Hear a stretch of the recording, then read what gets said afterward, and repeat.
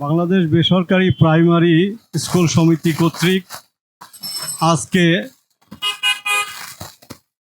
শিক্ষা মন্ত্রণালয়ের সম্মানিত উপদেষ্টা মহোদয় এবং সচিব মহোদয় সহ আমরা তাদের সঙ্গে আমাদের সারা দেশের ৫,৯৫১টি বিদ্যালয় নিবন্ধন এর জন্য গিয়েছিলাম। তাদের সঙ্গে আমাদের সফল কথাবার্তা হয়েছে।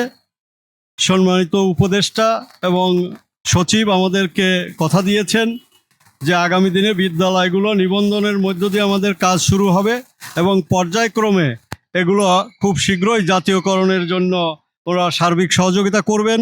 আশা করি যে খুব তাড়াতাড়ি আমাদের সেই কাজগুলো সম্পন্ন হবে।